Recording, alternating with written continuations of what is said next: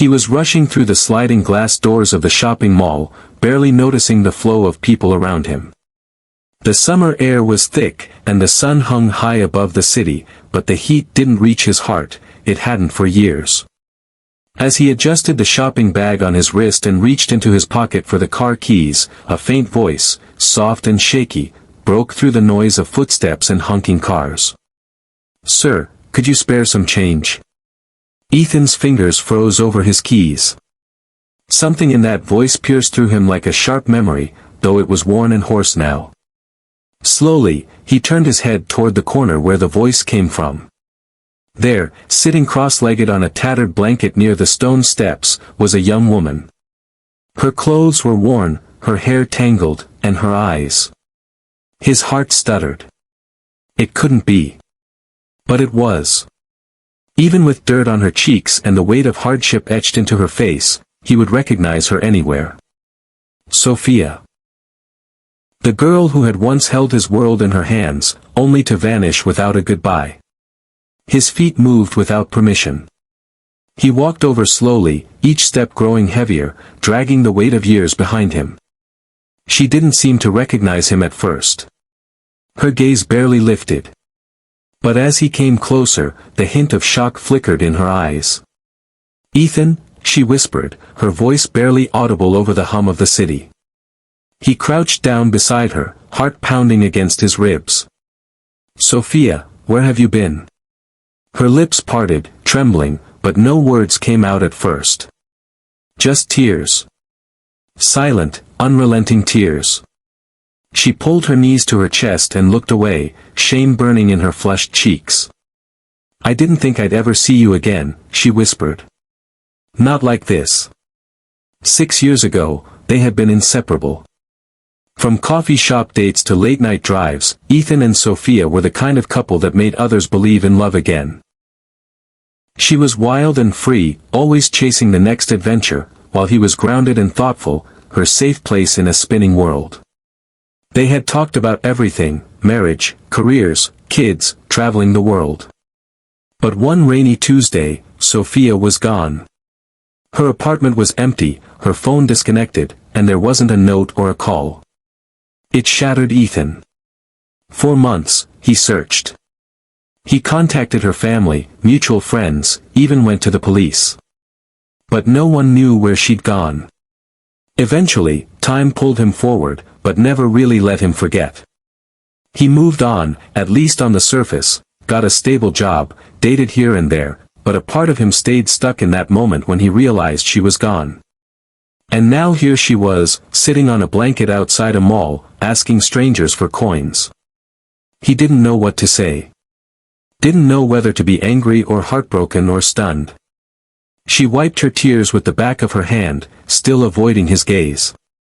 "I don't expect you to understand. But I didn't leave because I stopped loving you." "Then why?" Ethan asked, voice thick. She swallowed hard.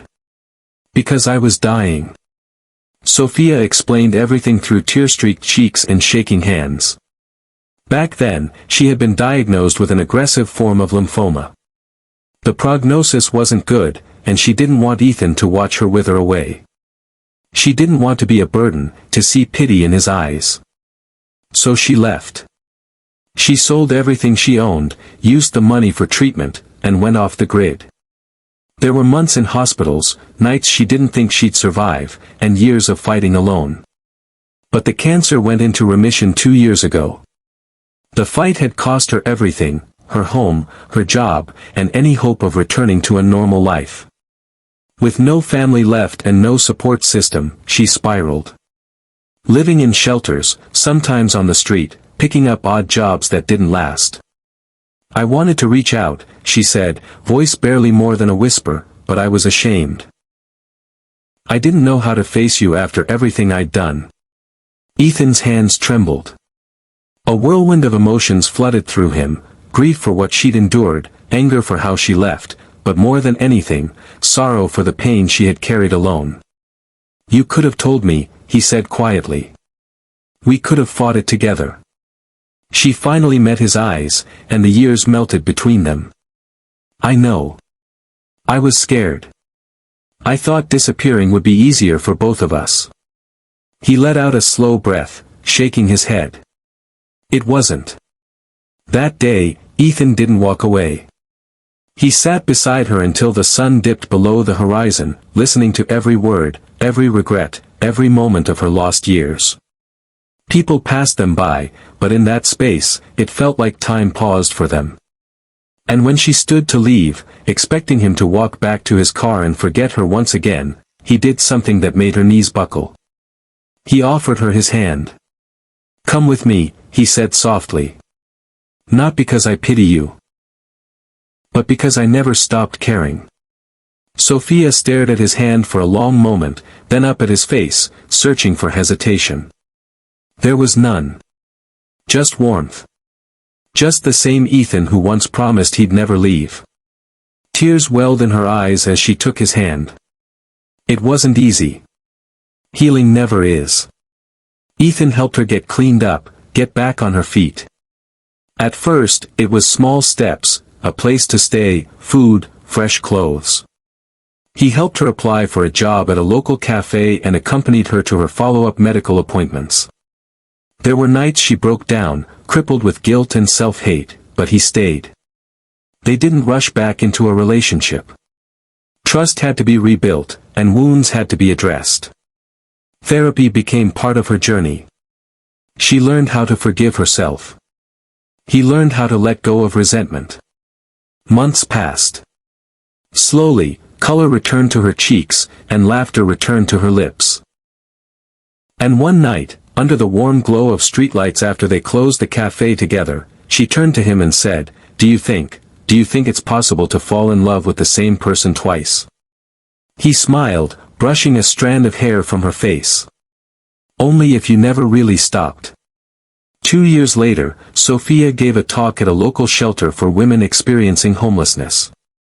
She stood on the small stage, dressed in a navy blouse and jeans, her hair pulled back neatly, and spoke of her journey, the diagnosis, the silence, the streets, and the man who offered her his hand when she had nothing left. In the front row sat Ethan, his eyes shining with quiet pride. "Sometimes," she told the audience, "we run from love because we don't believe we're worthy of it. But real love, it waits. It forgives.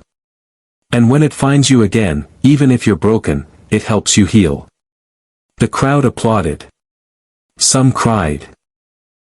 And afterward, as the room emptied and the lights dimmed, Ethan walked up to her, pulled a small velvet box from his pocket, and knelt. "You once left without saying goodbye," he said, voice trembling, "but this time, I want you to stay and say yes."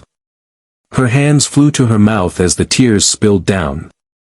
She didn't even need to look at the ring. "Yes," she whispered. 1,000 times, yes. Their story wasn't perfect, but it was real. A story of pain and healing. Of choices and second chances. Of a man who never gave up, and a woman who finally came home. And in a world often too quick to turn away, they became living proof that love, true love, can wait, forgive, and begin again.